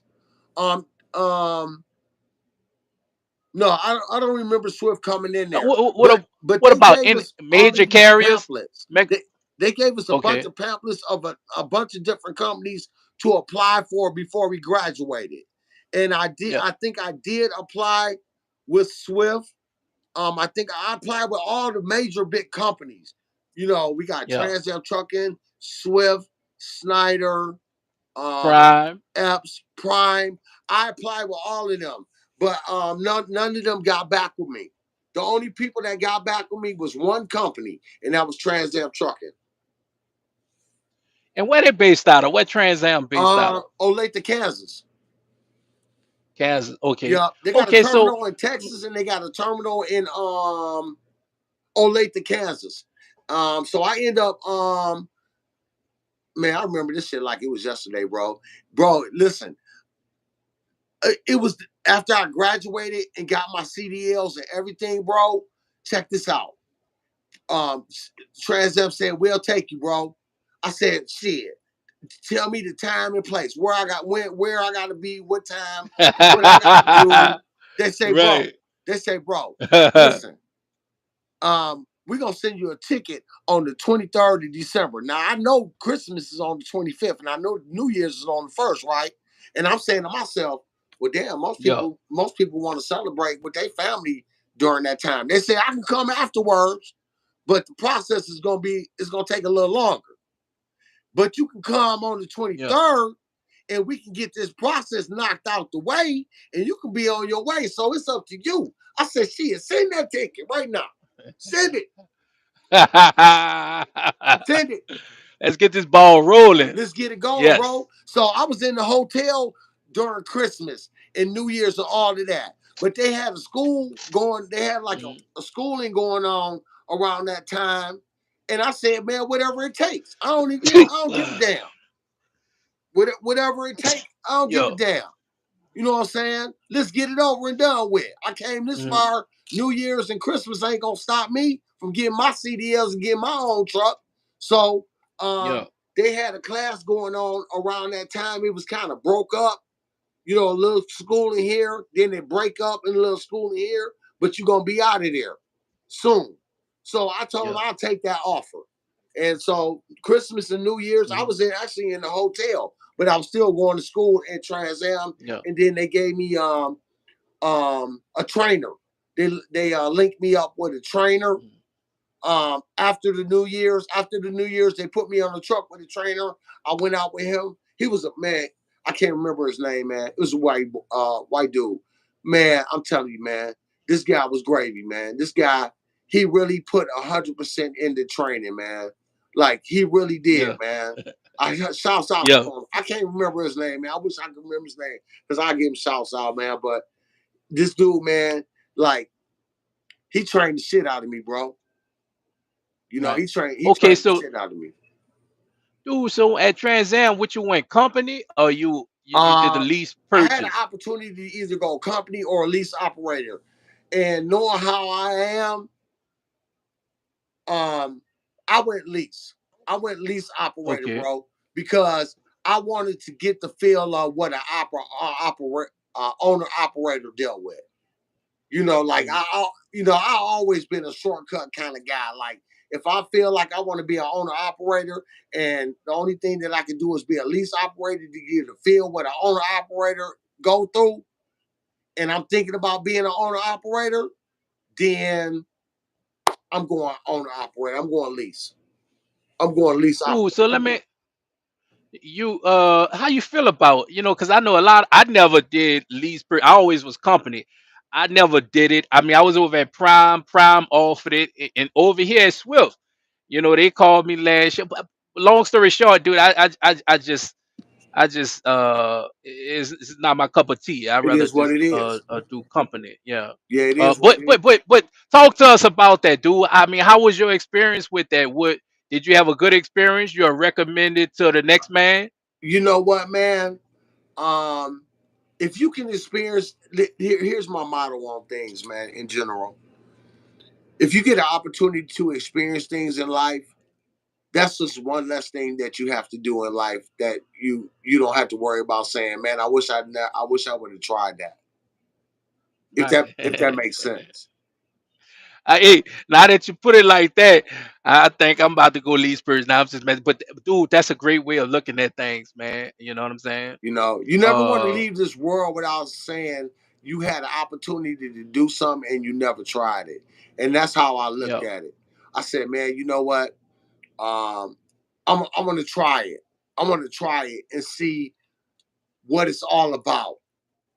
You know what I'm saying?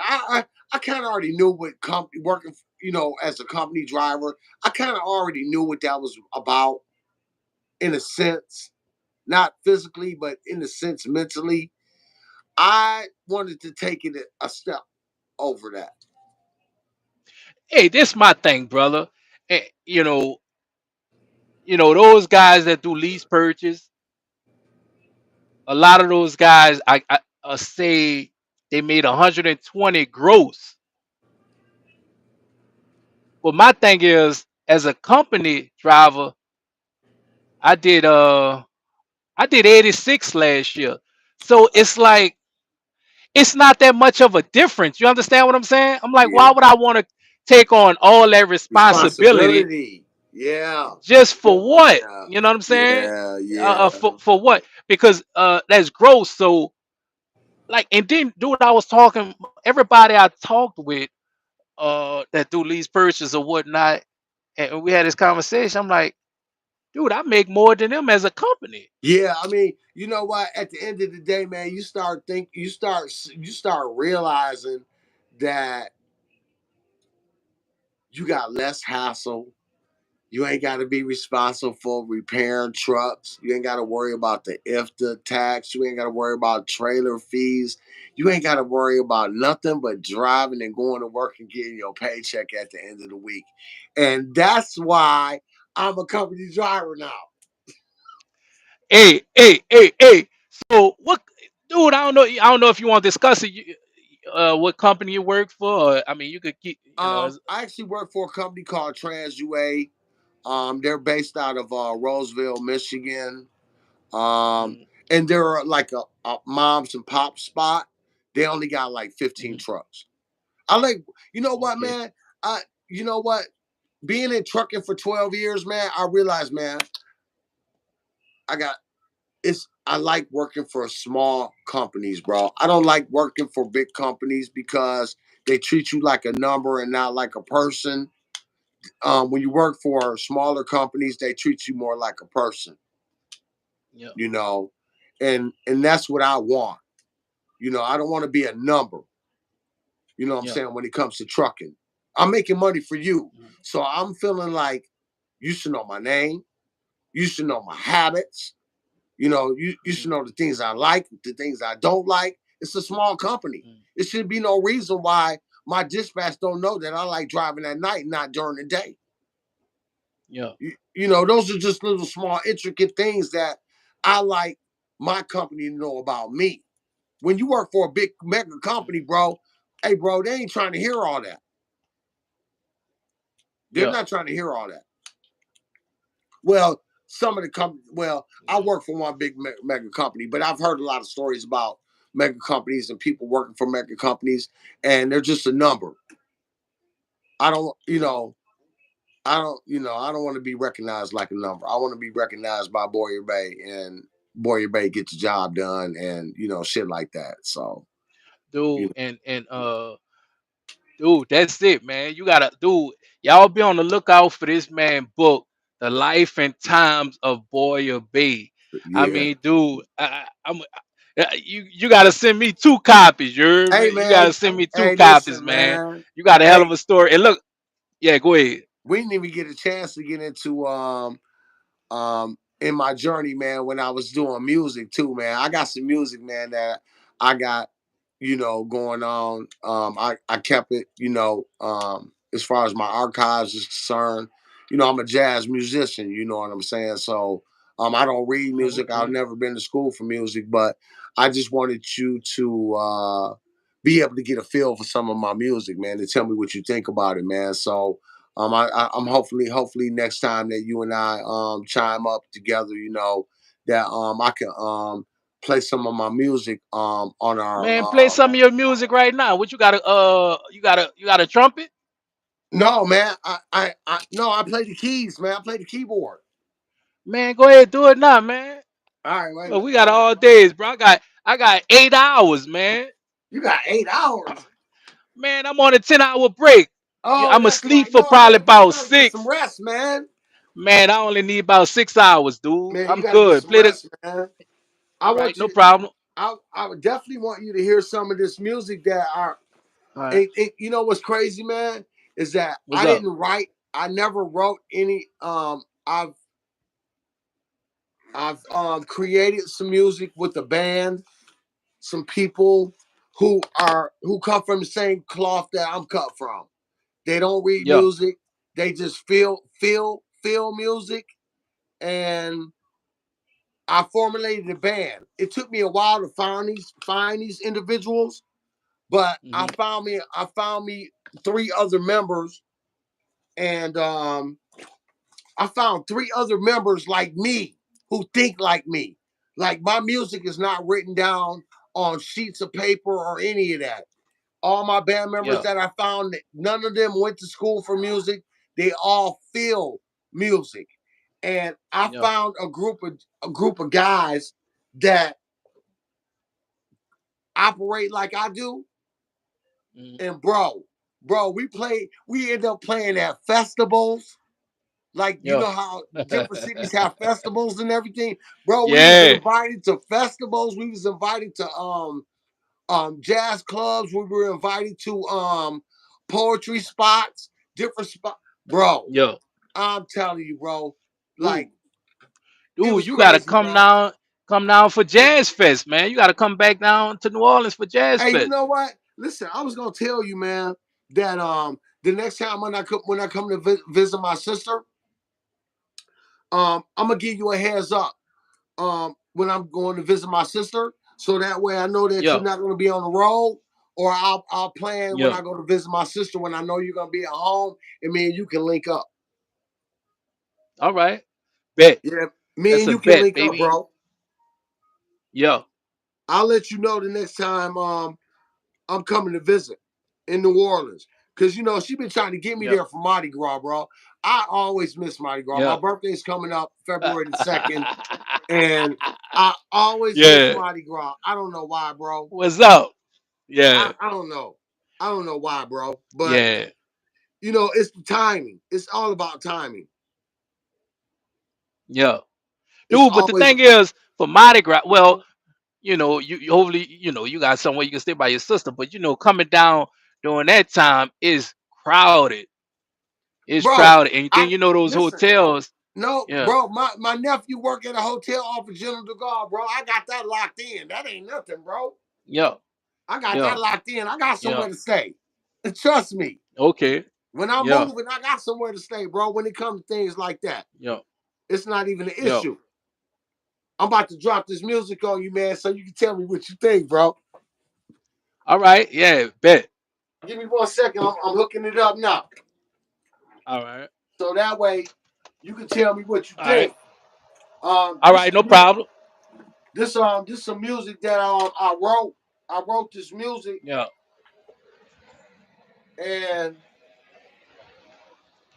so yeah, I wrote this music. Give me 1 second. Yeah. Hey, All hey, right. babe, let me come cigarettes, please. So yeah, I wrote this music, bro, and I'm proud of it, bro, because I did the damn thing. I wasn't playing no games, bro. Right. Right. I wasn't playing no music. Let me see if I can get it going.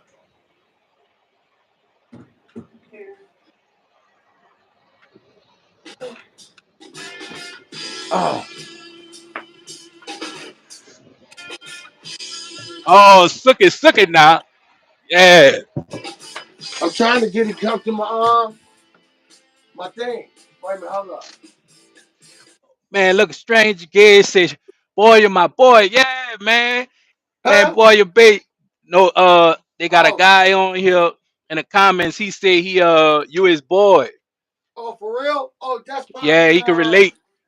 He can relate to you. oh, okay, okay, that's what's up. Yeah, yeah.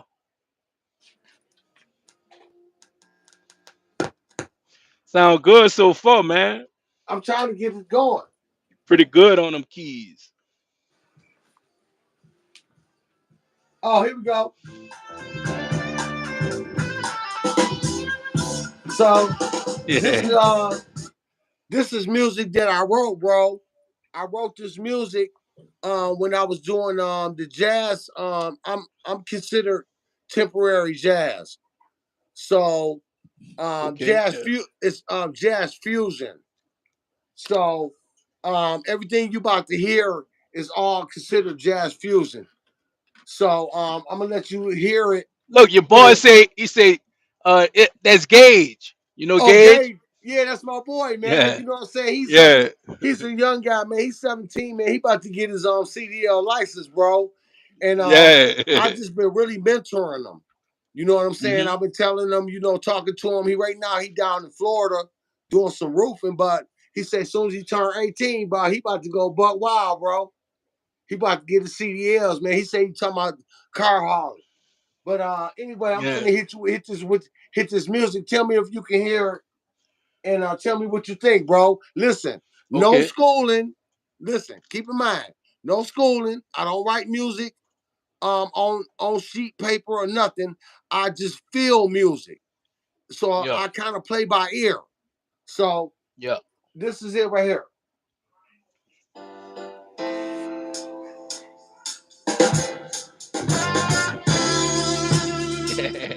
Can you hear it? Yeah, I get it. Yeah. All right. Sound good, man.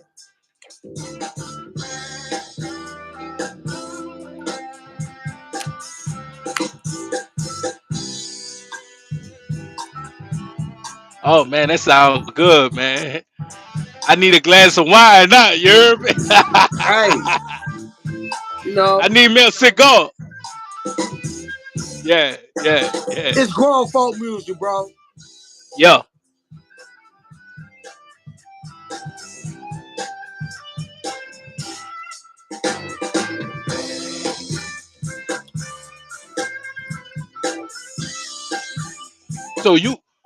So you created all that. That's all Yeah, you. yeah.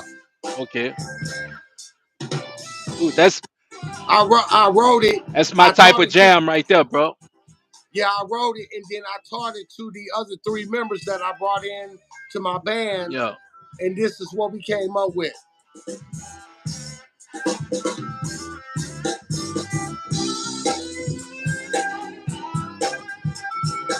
I got a white boy, he played electric guitar, Yeah. Yeah, that and sound pretty good, dude. two other brothers from church who played the drums and the bass. Yeah.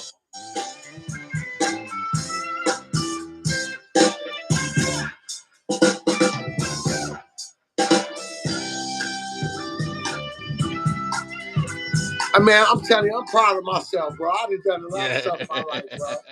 I ain't gonna lie, man. Let's see. Yeah, look. He I'm looking said, too. yes, we all going to hook up. Yeah. Hey, bro, look. You know what that is, huh? Where? You don't see the comments? Who? Somebody, someone said we all gonna hook up. Yeah. Who was that? That's my mother. Oh, for real? Hey, bro, Yeah, I'm bro. gonna take. So, Listen, when I come down there and hook up with you, bro, I'm gonna take you down there to my sister house, bro. yeah, for sure. Yeah. And look, dude, I'm on a West Bank. Dude, I'm not too far from Eastover. I told you my sister stay on General Myers. Yeah. Dude, she don't stay too far from me. I'm on that side, man. I'm right in the back, Yeah, right there off Eastover. I live, yeah. dude, I live in a nice neighborhood, bro. That's I what's got a up, state bro. trooper. Listen, Look, I live right next door to a Louisiana state trooper. They got yeah, I two know of you them on my told me. block. You told me. Yeah, bro. Peep this out. Tell Dude, me what you think about go this. ahead.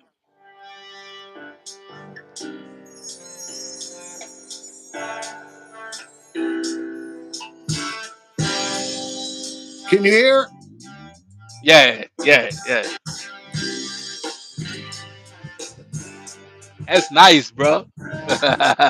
I don't even read music, bro. I just Yeah. feel music. Dude, look, I got an idea.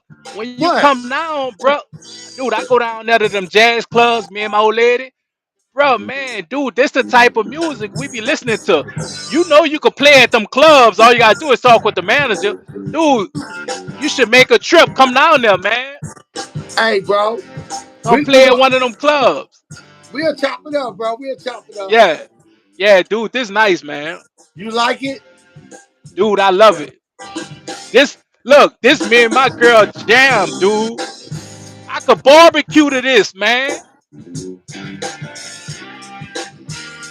This what I feel, bro. Oh I, yeah. you know, I'm about to get back into my music too, bro. You know what I'm saying? I'm about to start writing again, bro. I don't even put it down on paper, man. Yeah. You know what I'm saying? I don't even write it on paper, bro. So nobody can really duplicate it unless I got it on paper or whatever. But more so, I hear it in my head and I keep it in my head. Yo, yo, But yeah, man, I love my music, man.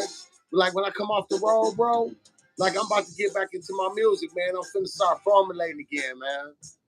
mhm, You know? But that's what yo, I do on my side when I ain't working, bro. yo, yo. Dude, that's nice, dude. Check out my electric guitar.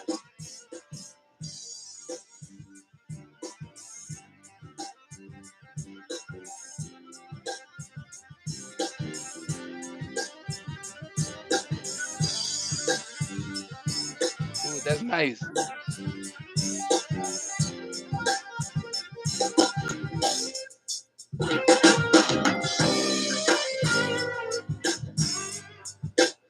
Yeah, man, I love my music, bro. Yo. Hey, brother, it's been nice. Look, we're gonna chop it up some more. Okay, I'm about to get in here, man. I'm about to make me a hamburger and about to start watching me a movie. okay, I got about 7 hours left okay. before I gotta drive again. Dude, Hey, it's man, been I a pleasure. appreciate you, bro. I Dude, appreciate you. One we love, baby. locked in. We locked Yeah, we in now, locked in bro. now, baby. We locked You know in, what I'm baby. saying? So Hey, make hey, sure let me hit wait, you with this, man. Naturally, New Orleans, baby. Naturally, New Orleans. yo. Yeah, dude. So it's like, look, man, it's been a pleasure. Y'all make sure y'all go get his book, The Life and Times of Boyer Bay. Man, dude, that's a hell of a story, dude. And we're gonna chop it up some more, man, Yeah, for sure. throughout the week, man. We brothers for life now. We locked Eh, in, brother. yeah, exactly, bro. I'm about to go Exactly. ahead on it. Shut it down. Hold on. We got he said, let I ask you something before you leave. What you say, Daryl? Yeah. Music is Latinas our say music story. is our story. Yeah. Yeah. What you say, Daryl? Daryl say, can he ask something before you leave? What you Yeah, for got, sure. Daryl? Spit it out. No doubt. Spit it out, Daryl. What's up, man? He's he say trying to start. I'm trying to start my own trucking company. Okay. Start out as a company driver. Yeah. Start out as a company driver so you know what you're gonna be dealing with. You know, me personally, I wouldn't suggest jumping in, starting your own company. Start as a company driver so that way you know what to expect. Because you're gonna have to pay for breakdowns, you gotta pay for gas, you gotta pay for trailers, you gotta have insurance. So look at all of those aspects first. Get a feel for all of those aspects first. And then I would suggest jumping into getting your own truck and starting your own company. Because the rates out here are so iffy. Um, it'll take you under. If you get too many breakdowns in a month, you're paying out gas, you're paying rent, you're paying insurance, it'll take you out. It'll take you under in one shot. Mhm. What you Yeah. think, bro? What you think? Oh yeah, absolutely, dude. I by the grace of God, I only got one student that's doing the lease purchase. Everybody else company, but he's doing Your pretty volume. good. Your Oh, volume. I only have one student. You hear me now? I got one student that's doing the lease purchase, and everybody else is company. Okay. But Anthony, I talk to Anthony all the time. Anthony's doing good. Anthony Good. said he's on track to make over 100 grand, and he write off everything. You Okay. know, I guess that's the key is to write off everything. And but Anthony don't have no family. He have Okay. a fiance, and Yeah. he got on the truck, so he basically ain't no home time. You know what I'm saying? He out Hey, there making that money. You know, be so yeah. Being an owner you know, operator ain't no off time. Cause bills yep, gonna keep coming. You got bills keep at coming. home and you got bills on the road. So ain't no Yep, off time. I've listened to some drivers, bro, and they said a year they get home 5 times, bro. And that's yep, crazy. That's crazy. yep, So you got to give up something to get something. You want to be an owner operator, you ain't gonna never be at home. You're a company driver, you can get home, spend time with your family. My thing is spending time with my family, bro. That's what's important to me. yep, You yep. know, Dude, like I say, my days are numbered out here. Uh, Give me about 2 more months, and I'll be home every day. I'll be able to barbecue for the weekend, go that's good. fishing once or twice a week, and get back to that. Even though I'm gonna miss the open road. You know what Nah, I'm you gonna saying? be all It's right. just You gonna some, be all yeah, I right. know I'm gonna be all right. But dude, boy, you bet you gotta admit, man, it's nothing like the open road being out here, man. I know, bro. I took off. Listen, It's like, bro, you telling the truth, bro. Listen, remember when the pandemic hit in 2000 and was it 2019 or whatever? When was that?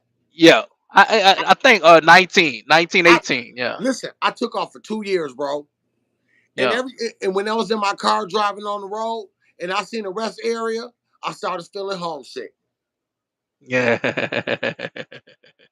And I started yeah, driving after I start from 19, all of 19, 20, and 21. I didn't drive.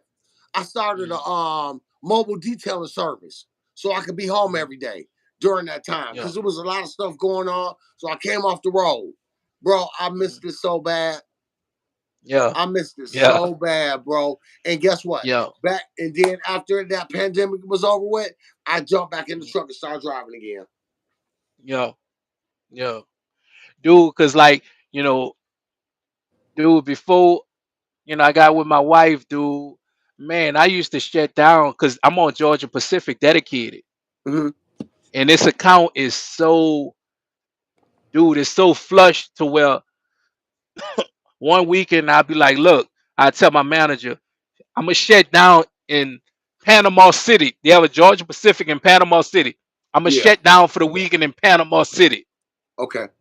Then the next week I'll be like, I'm shutting down in Hattiesburg, Mississippi. You know what I'm saying? Yeah, yeah, for sure. Hey, You know, listen, like, being over the yeah, road, listen, over the yeah, road, you can do yeah, you can do home time anywhere you want to, bro. yeah. You can go Dude, I anywhere you remember, want to. dude, I love to eat. Boy, I remember one weekend I said shut me down in North Carolina just to go get some barbecue. You heard me? Dude, ain't nothing like being over the road, bro. Yep, But yep. I'm getting married this year, That's and I'm okay, going bro. that route. I'm going that It's route. okay. It's So okay, in bro. life, you can't have everything. You got listen. You got to sacrifice something. You got to give something to get something, bro. So if you're gonna give up over the road to have more family time, congratulations, bro. You Yeah. figured it out, bro. You figured it out. Yeah, one more thing before we go. Hold on. Let me All see right. what Daryl says. He say let me see. Yeah, that's what I'm afraid of, but this is my main goal. I want to have my money work for me. And another thing is how hard is it get committed contracts? Oh man, you still trying to get your CDL. You're in the process of getting your CDL. You gotta crawl before you walk. All right, There you go. boy, and babe. Dude, it's been a pleasure. And I'm gonna Yes, holler sir. at you later, bro. Peace and All right. love. Peace and love, baby. Peace and love. All right, brother. All right.